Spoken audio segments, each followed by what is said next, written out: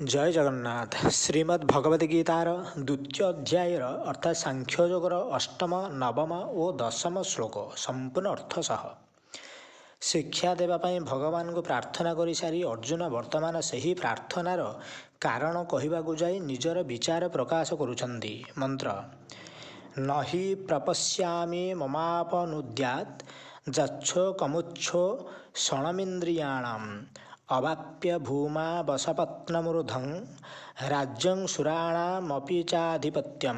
अर्थात कारण इहलोकरे निष्कंटक धन धान्य संपन्न राज्य एवं देवता मानकर आधिपत्य पाइगले मध्य मु मोर इंद्रिय मानक शुष्क कर देउथिबा शोक को दूर करिपारिबा परि कौनसी उपाय देखिपारु नाही।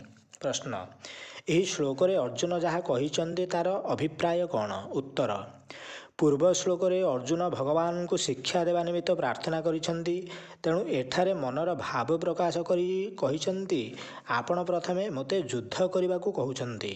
उक्त युद्धर सर्वापेक्षा श्रेष्ठ फल रूपे विजय प्राप्त हेबा परे इहलोकरे अर्थात पृथ्वी रे निष्कंटक राज्य भोग करने को मिल पारे।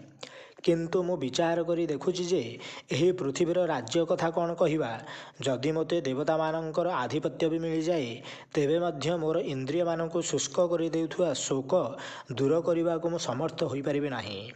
अतएव मते किछि निश्चित उपाय कहि दियंतु जहाँकि मोर इंद्रिय मानक शुष्क करुथिबा शोकरु मते पूर्ण रूपे मुक्त करी सुखी करिदेव। संबंध यहाँ पर अर्जुन कौन कले ताहा कुहा जाउछि। संजय उवाच एव मुक्त्वा हृषीकेशं गुडाकेशः परन्तप नाजोच्छ इति गोविंद मुक्त्वा तूष्णीं बभूवः। अर्थात संजय धृतराष्ट्र को कहले, हे राजन, निद्राजयी अर्जुन अंतर्जामी श्रीकृष्ण को एपरी कहले और श्री गोविंद भगवान को युद्ध करिबि नाही बोली स्पष्ट भाव में कहीदे चुप होइगले। प्रश्न यही श्लोकर अभिप्राय कौन?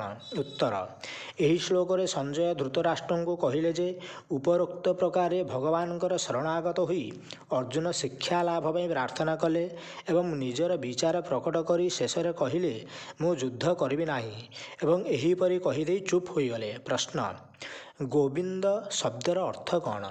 उत्तर गोभिर्वेद वाक्यैर्विद्यते लभ्यते इति गोविंदः। यही व्युत्पत्ति अनुसारे वेदवाणी द्वारा भगवान को स्वरूपर उपलब्धि हुए, तेणु तांकर नाम गोविंद। गीतार भी कहा जाइछि वेदश्च सर्वैरहमेव वेद्यः। मु ही संपूर्ण वेद मानक द्वारा जानिबार योग्य अटे। संबंध अर्जुन एपरी चुप हो जावा परे भगवान श्रीकृष्ण कौन कले? यही प्रश्नर उत्तर संजय कहउचन्ति तमुवाच हृषीकेशः प्रहसन्निव भारत सेनयोरुभयोर्मध्ये विषिदन्तमिदं वचः। अर्थात हे भरतवंशी धृतराष्ट्र, अंतर्जामी श्रीकृष्ण परमात्मा दुई सेनांक मध्य शोक करुथिबा सही अर्जुन को स्मितहास करी कहिले। प्रश्न उभयो सेनयो मध्ये विषिदंतम विशेषण सहित तम पद प्रयोगर भाव कौन? उत्तर यह द्वारा संजय प्रकाश करुछन्ति जे जो अर्जुन प्रथमे बड़ साहसर सहित निज रथ को दुई सेनांक मध्य ठिया करने को भगवान को कहिथिले, वर्तमान से ही दुई सेनांक मध्य स्वजन समुदाय को देखिबा मात्रे मोह जोगु व्याकुल हेउछन्ति देखि भगवान कहिले। प्रश्न स्मितहास करी कहिले यही वाक्यर भाव कौन? उत्तर भगवान कौन कहिले और किपरि भाव में कहिले यही वाक्य संजय ताहा दर्शाई देउछन्ति। कहिबार अभिप्राय हेउछि अर्जुन उपरोक्त प्रकार शूरवीरता प्रकट करिबा परिवर्ते विषादग्रस्त होई पड़िछन्ति एवं मोर शरण नहीं शिक्षा लाभ में प्रार्थना करुछन्ति। पुणी मोर निर्णय शुणिबा पूर्व युद्ध न करने को घोषणा मध्य करि दैछन्ति। एहा तांकर केते बड़ भूल नुहे? एपरि भावी भगवान मंदहास करी कहिले। कौन कहले ताहा परवर्ती प्रकरण रे कुहा जाइछि। जय जगन्नाथ।